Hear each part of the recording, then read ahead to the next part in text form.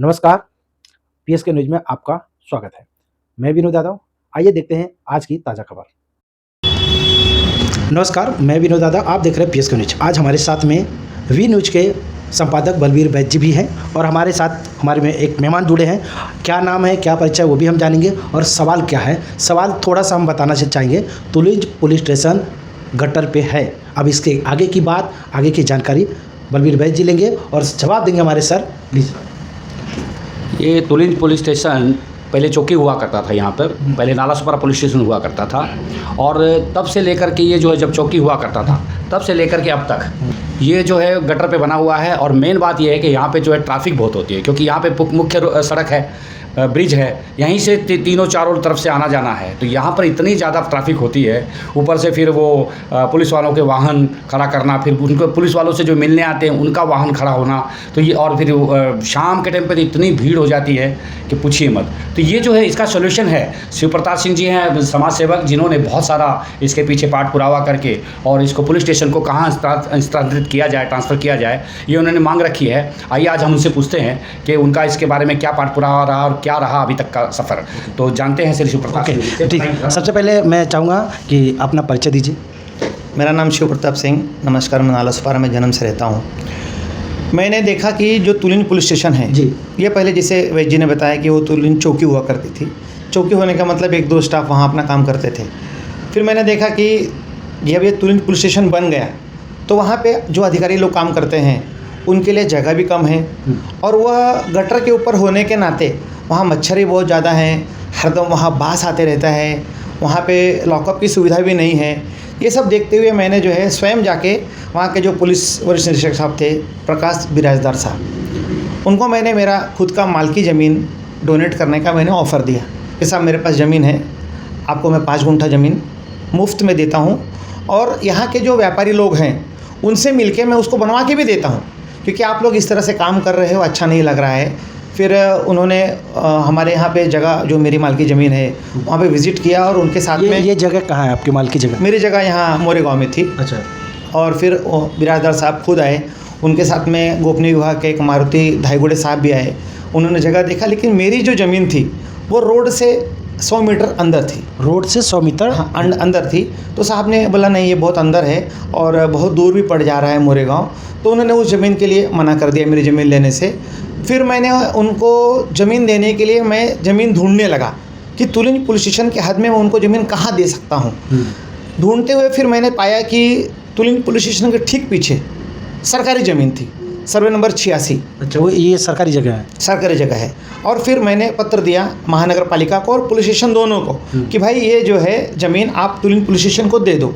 मैं, मेरी संगठना, मेरे एसोसिएट, सब लोगों को मैंने इस विषय के पीछे लगाया कि कुछ भी करके अपने को ये ज़मीन जो है पुलिस स्टेशन को देना है, तुलिंज पुलिस स्टेशन को देना है। यस। सारा पत्र व्यवहार हुआ। सबसे ज़्यादा उन्होंने मेहनत किया मारुति धाईगुड़े साहब, जो गोपनीय विभाग में एएसआई पद पे कार्यरत थे। इस समय वो डीसीपी 3 के पास उनकी ड्यूटी है। उन्होंने जैसा हम पत्र लिखते थे, हमारा पत्र का संदर्भ लगा के वो महानगर पालिका को पत्र लिखते थे और हमने पूरा उसका फॉलोअप किया। लेकिन मैंने देखा कि वो जो ज़मीन, सरकारी ज़मीन जो वसई शहर महानगर पालिका के नाम पे है, उस ज़मीन को एक बिल्डर ने कब्जा करके रखा था। मतलब ये तो बड़ी बात आपने कह दिया, मतलब कि जो सरकारी ज़मीन है वो किसी बिल्डर ने कब्जा करके रखा है। हाँ। ये कैसे हो सकता है सर? क्योंकि वो उसी बिल्डर ने उस ज़मीन को महानगर पालिका को हैंडओवर किया था, बदले में अपने टीडीआर ले लिया था, लेकिन उसने उस पत्रे की बाउंड्री लगा के उस ज़मीन को कब्जा किया था।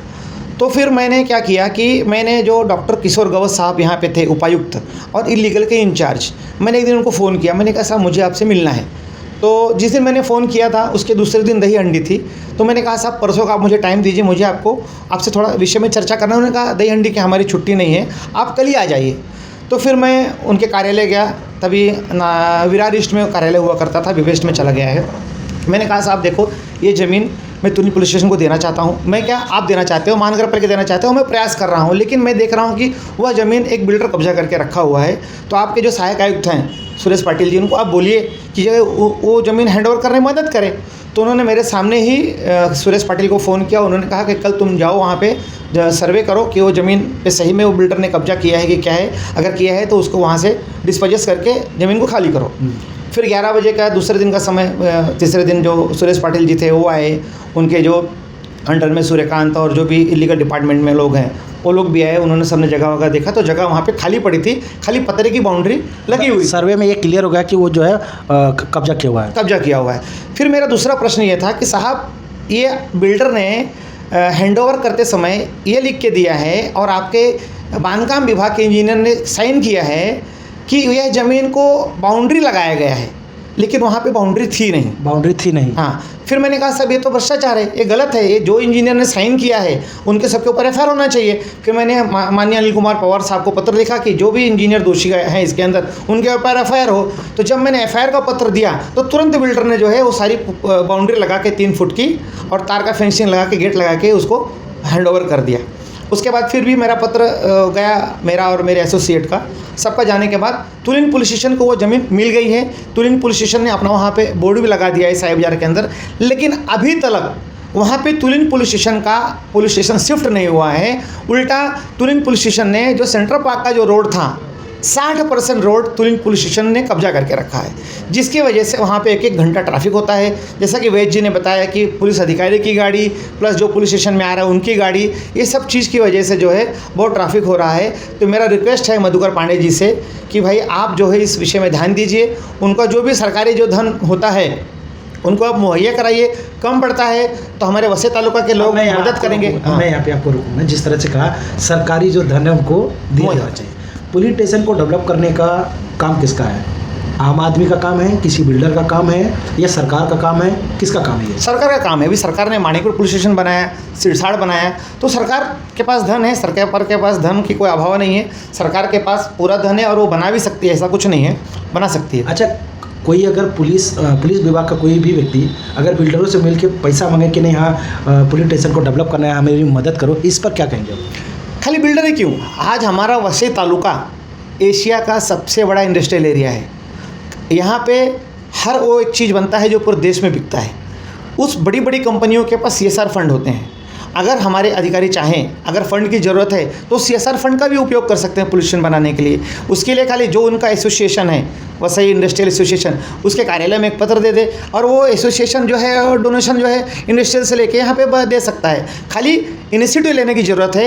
अभी ऐसा है कि सामाजिक संस्थाएं भी जो है वो भी भाग ले सकती है, वो भी डोनेट कर सकती है। मतलब समाज के सहयोग से सरकारी दफ्तर बन सकता है। ऐसा नहीं है कि उसमें सरकारी पैसा ही लगना चाहिए, वो भी पैसा जो है इनकम टैक्स के रूप में या किसी की तरह से भी हो, जो सरकार के पैसा है वो भी जनता का ही पैसा है। तो जनता तैयार है यहाँ पैसा लगाने के लिए, जनता काम करने के लिए तैयार है, कुछ संगठन है जो काम करने के लिए तैयार है, लेकिन यहाँ पर जो ट्रांसफ़र होना चाहिए पुलिस स्टेशन उसकी पहल नहीं हो रही है। लेकिन इसमें रुकावट कौन बन रहा है? जब जनता भी चाहती है, सरकार भी चाहती है, तो रुकावट किसके तरफ से, कौन है इसमें रुकावट बनने वाला? देखिए कैसा है ना, अब पुलिस तो किसी के पास जाके कुछ मांग नहीं सकती।